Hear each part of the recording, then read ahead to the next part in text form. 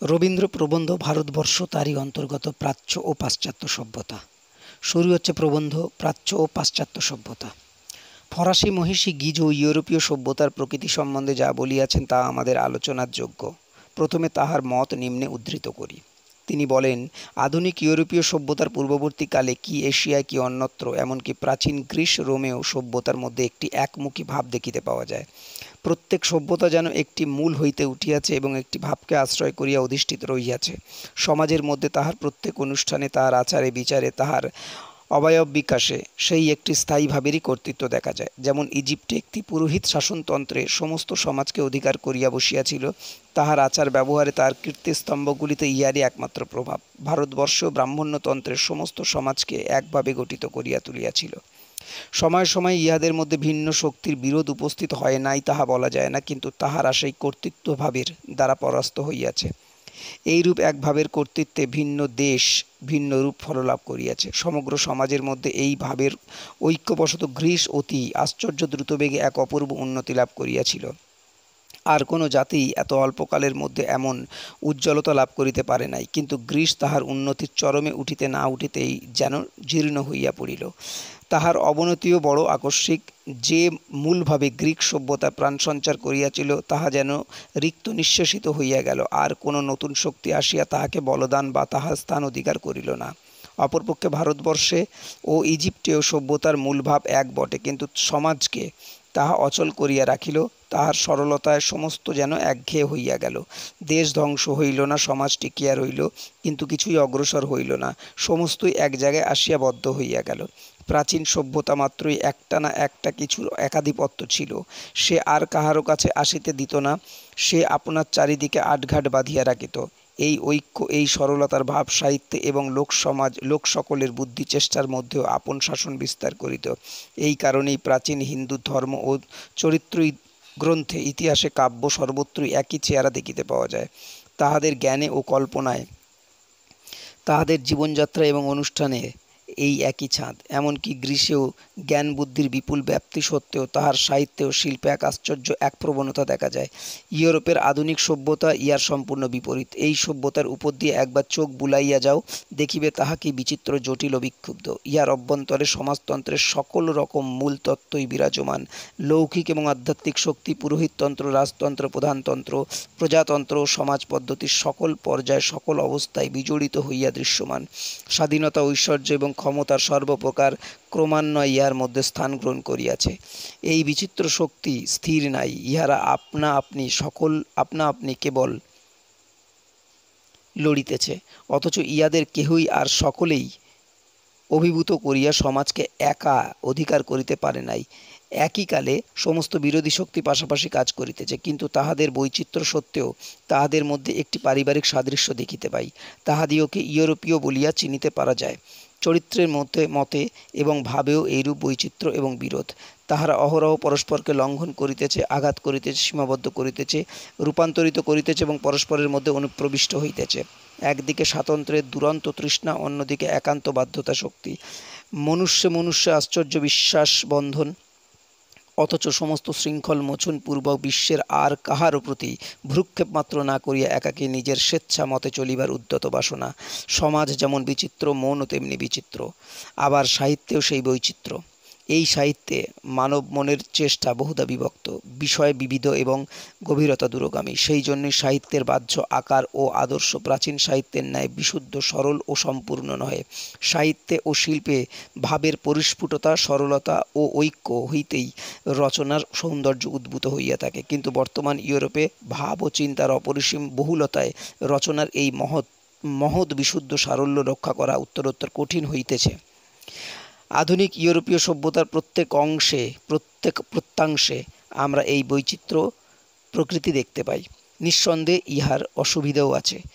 ইহার কোনো একটা অংশকে পৃথক করিয়া দেখিতে গেলে হয়তো প্রাচীন কালের তুলনায় খর্ব দেখিতে পাইব, কিন্তু সমগ্রভাবে দেখিলে ইহার ঐশ্বর্য আমাদের কাছে প্রতীয়মান হইবে। ইউরোপীয় সভ্যতা পঞ্চদশ শতাব্দী কাল টিকিয়া আছে এবং বরাবর অগ্রসর হইয়া চলিতেছে। ইহা গ্রীক সভ্যতার ন্যায় তেমনি দ্রুত বেগে চলিতে পারে নাই বটে, কিন্তু পদে পদে নব নব অভিঘাত প্রাপ্ত হইয়া এখনও ইহা সম্মুখে ধাবমান। অন্যান্য সভ্যতায় এক ভাব এক আদর্শের একাধিপত্যে অধীনতা বন্ধনের সৃষ্টি করিয়াছিল, কিন্তু ইউরোপে কোনো এক সামাজিক শক্তি অপর শক্তিগুলিকে সম্পূর্ণ অভিভূত করিতে না পারায় এবং ঘাত প্রতিঘাতে পরস্পরকে সচেতন অথচ সংযত করিয়া রাখায় ইউরোপীয় সভ্যতায় স্বাধীনতার জন্ম হইয়াছে। ক্রমাগত বিবাদে এই সকল বিরোধী শক্তি আপোষে একটা বোঝাপড়া করিয়া সমাজে আপন অধিকার নির্দিষ্ট করিয়া লইয়াছে। এই জন্য ইহারা পরস্পরকে উচ্ছেদ করিবার জন্য সচেষ্ট থাকে না এবং নানা প্রতিকূল পক্ষ আপন স্বতন্ত্র রক্ষা করিয়া চলিতে পারে। ইহাই আধুনিক ইউরোপীয় সভ্যতার মূল প্রকৃতি, ইহাই ইহার শ্রেষ্ঠত্ব।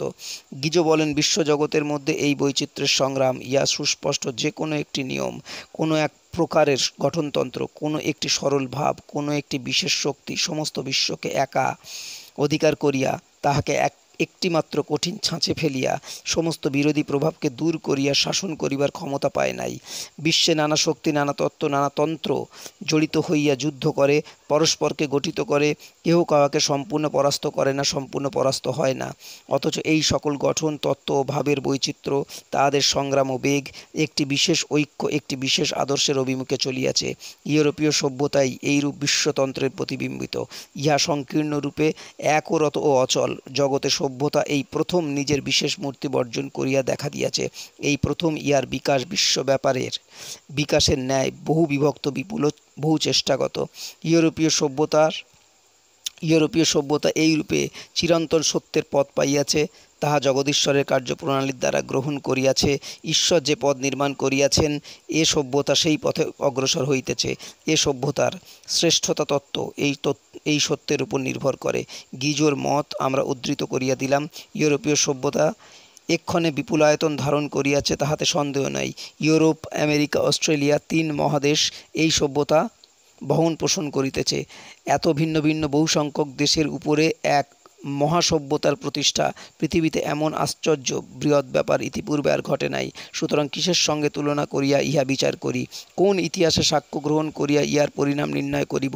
অন্য সকল সভ্যতাই এক দেশের সভ্যতা, এক জাতির সভ্যতা। সেই জাতি যতদিন ইন্ধন যোগাইয়াছে ততদিন তাহা জ্বলিয়াছে, তাহার পর তাহা নিবিয়া গিয়ে গেছে অথবা ভস্মাচ্ছন্ন হইয়াছে। ইউরোপীয় সভ্যতা হোমানলের সমধিকাষ্ট যোগাইবার ভার লইয়াছে নানা দেশ, নানা জাতি। অতএব এই যোগ্য হুতাশন কি নিবিবে না ব্যাপ্ত হইয়া সমস্ত পৃথিবীকে গ্রাস করিবে? কিন্তু এই সভ্যতার মধ্যেও একটি কর্তৃভাব আছে। কোনো সভ্যতাই আকার প্রকারহীন হইতে পারে না। ইহার সমস্ত অবয়বকে চালনা করিতেছে এমন এক বিশেষ শক্তি নিশ্চয়ই আছে। সেই শক্তির অভ্যুদয় ও পরাভবের উপরই এই সভ্যতার উন্নতি ও ধ্বংস নির্ভর করে। তাহা কি? তাহার বহু বিচিত্র চেষ্টা ও স্বাতন্ত্র্যের মধ্যে ঐক্যতন্ত্র কোথায়? ইউরোপীয় সভ্যতাকে দেশে দেশে খণ্ড খণ্ড করিয়া দেখিলে অন্য সকল বিষয়ে তার স্বাতন্ত্র্য ও বৈচিত্র্য দেখা যায়, কেবল একটা বিষয়ে তাহার ঐক্য দেখিতে পাই। কেবল একটা বিষয়ে তাহার ঐক্য দেখিতে পাই, তাহার রাষ্ট্রীয় স্বার্থ। ইংল্যান্ডে বলো, ফ্রান্সে বলো, আর সকল বিষয়েই জনসাধারণের মধ্যে মতবিশ্বাসের প্রভেদ থাকিতে পারে, কিন্তু স্ব রাষ্ট্রীয় স্বার্থ প্রাণপণে রক্ষা ও পোষণ করিতে হইবে এ সম্বন্ধে মতভেদ নাই। সেইখানে তাহারা একাগ্র, তাহারা প্রবল, তাহারা নিষ্ঠুর। সেইখানে আঘাত লাগিলেই সমস্ত দেশ এক মূর্তি ধারণ করিয়া দণ্ডায়মান হয়। জাতিরক্ষা আমাদের যেমন একটা গভীর সংস্কারের মতো হইয়া গিয়াছে, রাষ্ট্রীয় স্বার্থ রক্ষা ইউরোপের সর্বসাধারণের তেমনি একটি অন্তর্নিহিত সংস্কার। ইতিহাসের কোন গূঢ় নিয়মে দেশ বিদেশের সভ্যতা ভাব বিশেষকে অবলম্বন করে তাহা নির্ণয় করা কঠিন, কিন্তু ইহা সুনিশ্চিত যে যখন সেই ভাব তাহার অপেক্ষা উচ্চতর ভাবকে হনন করিয়া বসে, তখন ধ্বংস অদূরবর্তী হয়। প্রত্যেক জাতির যেমন একটি জাতিধর্ম আছে, তেমনি জাতিধর্মের অতীত একটি শ্রেষ্ঠ ধর্ম আছে, তাহা মানব সাধারণের। আমাদের দেশে বর্ণাশ্রম ধর্মে যখন সেই উচ্চতর ধর্মকে আঘাত করিল, তখন ধর্ম তাহাকে আঘাত করিল। ধর্ম এব হত হন্তি ধর্ম রক্ষিত। একসময় আর্য সভ্যতা আত্মরক্ষার জন্য ব্রাহ্মণ শূদ্রে দুর্লঙ্ঘ ব্যবধান রচনা করিয়াছিল, কিন্তু ক্রমে সেই ব্যবধান বর্ণাশ্রম ধর্মের উচ্চতর ধর্মকে পীড়িত করিল। বর্ণাশ্রম আপনাকে রক্ষা করিবার জন্য চেষ্টা করিল, কিন্তু ধর্মকে রক্ষার জন্য চেষ্টা করিল না।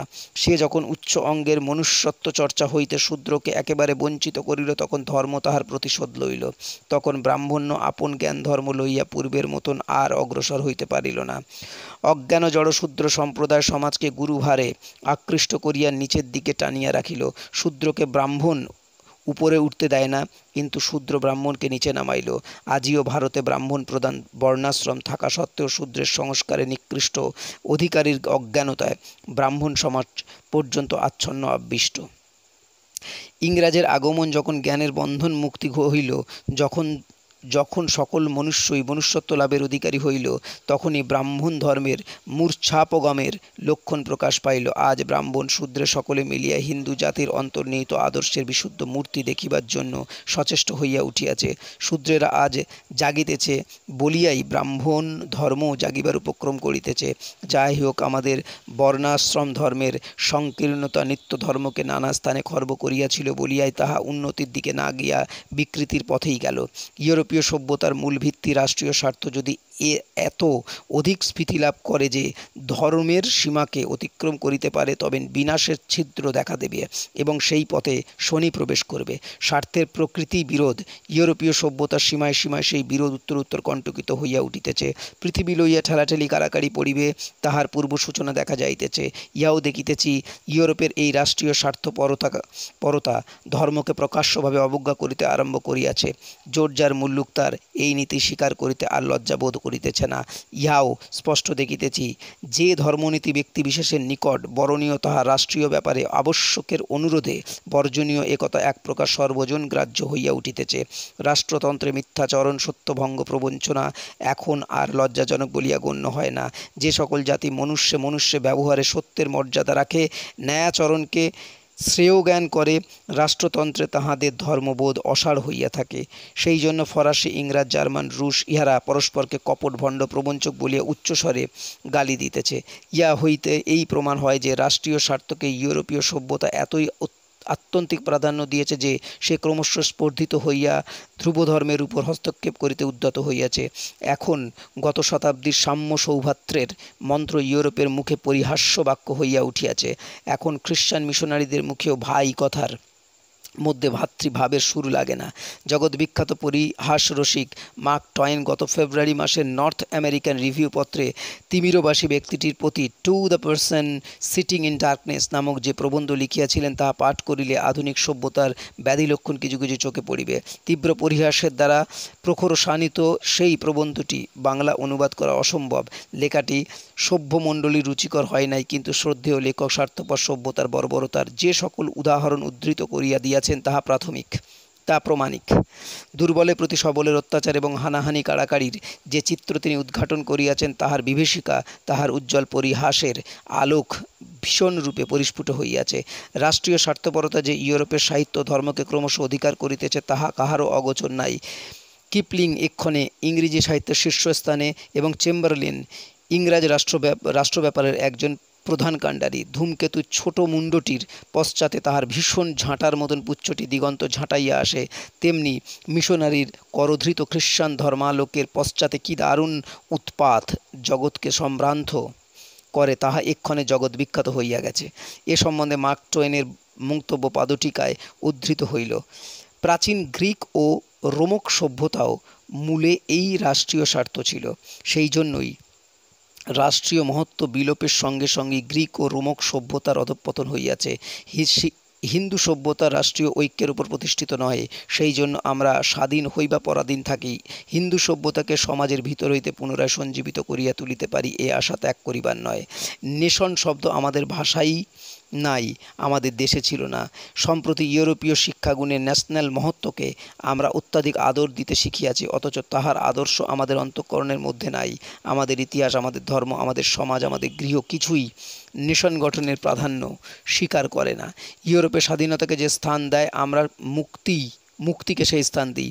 আত্মার স্বাধীনতা ছাড়া অন্য স্বাধীনতার মাহাত্ম্য আমরা মানি না। রিপুর বন্ধনী প্রদান বন্ধন, তাহা ছেদন করিতে পারিলে রাজা মহারাজার অপেক্ষা শ্রেষ্ঠ পদ লাভ করি। আমাদের গৃহস্থের কর্তব্যের মধ্যে সমস্ত জগতের প্রতি কর্তব্য জড়িত রহিয়াছে। আমরা গৃহের মধ্যেই সমস্ত ব্রহ্মাণ্ড ও ব্রহ্মাণ্ড প্রতির প্রতিষ্ঠা করিয়াছি।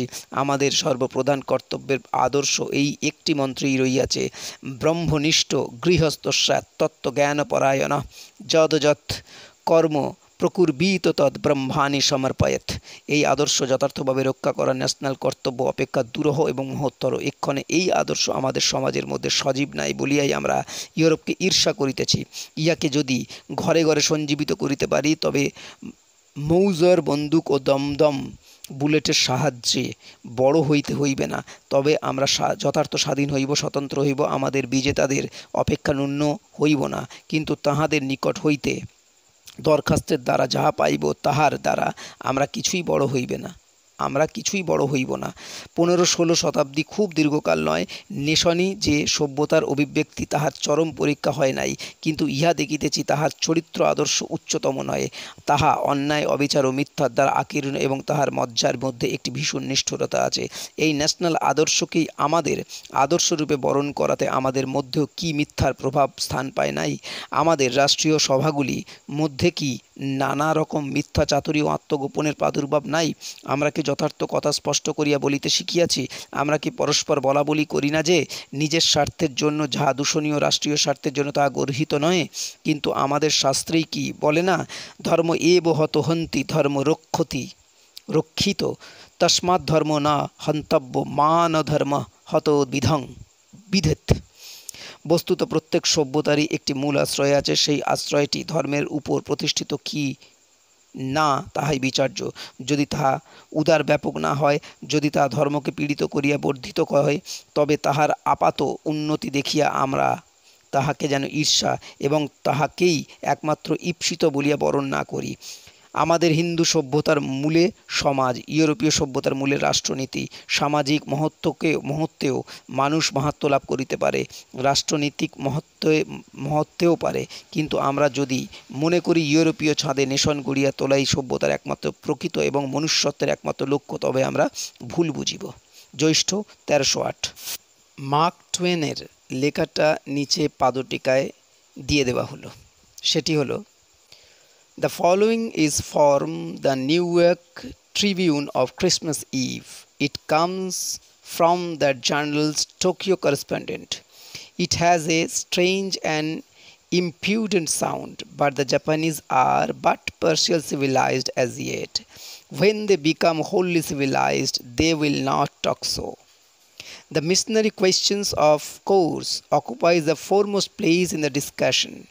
It is now felt as essential that the Western power take cognizance of the sentiment there that religious invasion of Oriental countries but by powerful Western organization and tantamount of filibustering expedition, and should not only be discountenanced but that strange measures should be adopted for their suppression. The feeling there is that the missionary organization constitute a constant means to peace, international relation. Shall we? That is, shall we go on conferring our civilizations upon the people that sit in darkness, or shall we give those poor things a rest? Shall we bang right ahead in our old-time loud, pious way and commit the new country to the game, or shall we sober up and sit down and think it over first? Would it not be prudent to get our civilization tools together and see how much stock is left on hand in the way of class, beads and technology, the Maxim guns and hymn books, and trade gain and torch of progress and enlightenment, and balance the books and arrived at the profit and loss, so that we may intelligently decide whether to continue the business or sell out the property and start a new civilization scheme proceed. Extending the blessing of civilization to our brother who sit in darkness has been a good trade and has paid well on the whole. And there is money in it yet, if carefully worked, but not enough, in my judgment, to make any considerable risk advisable. The people that sit in darkness are getting to be too scarce and too shy, and such darkness as in now left is really of but an indifferent quality and not dark enough for the game. The most of those people that sit in darkness have been furnished with more light than was good for them or profitable for us. We have been injudicious. সমাপ্ত।